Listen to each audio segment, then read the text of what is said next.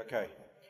All right, let's move into the next part of our conference panel.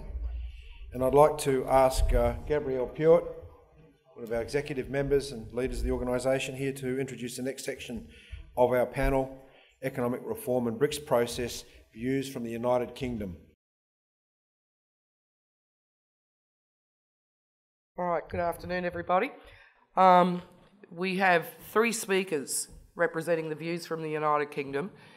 The format is going to be in video interviews, which Glenn Isherwood and I recorded these last week in London expressly for this conference. Now, each speaker is introduced in detail on camera, but for now, let me identify them only very briefly. They're two senior members of the House of Commons from the British Labor Party, one, the Right Honourable Michael Meacher, and the Honourable Jeremy Corbyn. And from the Conservative Party, Robert Olds, who's the director of the Bruges Group, which is an organisation that drew its name from a September 1988 speech given in Bruges, Belgium, by, ironically enough, the former Prime Minister Margaret Thatcher, for whom, as you know, we have no love for. But the Bruges Group includes a number of prominent Conservative Party MPs, among others, and is strongly opposed to the tyrannical European Union and to confrontation with Russia. You will thus hear from different parts of the conventional political spectrum in Britain in a way that shows the possibility of collaboration right across the spectrum on matters of principles like Glass-Steagall banking separation, cooperation with the BRICS, and stopping World War III. Now, Mr Meacher is one of the British Labor Party figures from a grouping in the United Kingdom that really is kindred to old Labor here in Australia. He fought against the liberal imperialism policies of Tony Blair in 2007 and personally challenged Blair's successor, Gordon Brown, for the leadership of the Labor Party as well. Now, Mr Corbyn, also a member of the House of Commons for several decades, is especially famous for opposing Blair on launching the Iraq War.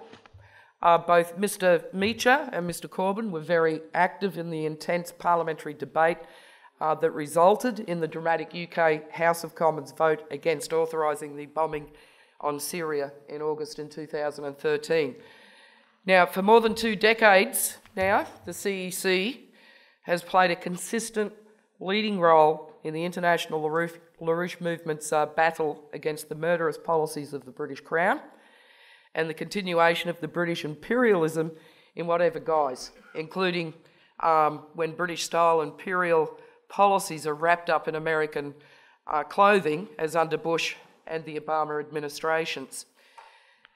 That August 2013 vote against the Syria bombing, as well as the intense fight within the British Parliament over the Glass-Steagall banking separation, about which you will hear much more on, made clear to us, right, that there was a serious opposition to these policies from within the UK as well. Now, in the debates throughout 2013 on the Financial Services Reform Bill, amendments for full Glass-Steagall, not the fake reform called ring fencing or ring-fenced, but the full Glass-Steagall banking separation lost by a mere 9 votes in the House of Lords and by fewer than 50 votes in the 650-member House of Commons. It was a stunning debate. Now, the main literature we produced in 2014, slide please, Aaron, we also sent, was what we also sent into the United Kingdom. And this was the November 2014 issue of the New Citizen. And those of you who read it and mass distributed in Australia know was addressed to the British audience as well. Now, thanks to the help of the people in this room, we were able to mail our Glass-Steagall pamphlet and the New Citizen to every member of the House of Lords and the House of Commons, and to every member of the Scottish, Welsh, Irish national parliaments, and to every bishop of both the Anglican and the Catholic churches in the United Kingdom. Notably, the head of the Anglican Church, Dr. Justin Welby, has spoken passionately for Glass-Steagall during the 2013 parliamentary debates. Now, as a result of the positive response and follow-up to these mailings, I was able to visit the UK in October of 2014 with my good friend Robert Barwick and Glenn Isherwood, in conjunction with our travel to attend the International Schiller Institute Conference in Frankfurt, Germany. And then again with Glenn in March of 2015. There is great interest in LaRouche, the Schiller Institute, and CEC policies on all these vital issues for mankind in many different layers in the UK. Now, before we move on to the videos, I'm very happy to announce that 2 of the British speakers today have endorsed the Schiller Institute petition titled "The US and Europe Must Have the Courage to Reject Geopolitics and Collaborate with the BRICS." They are Mr. Meacher and Mr. Olds, among several new supporters of the petition from the UK. And another is Professor Prem Sikka, who is a well-known economist at the University of Essex, and he's a key advisor to Labor MPs. So please now listen to Mr. Meacher, Mr. Corbyn, and Mr. Olds.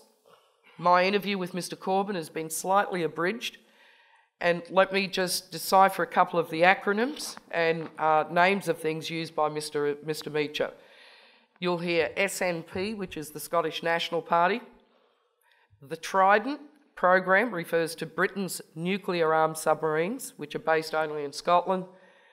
George Osborne, mentioned as setting up the so-called Vickers Independent Commission on Banking in 2010, has been Chancellor of the Exchequer in the Conservative cabinets since that year. So without any further ado, we'll now play the interviews.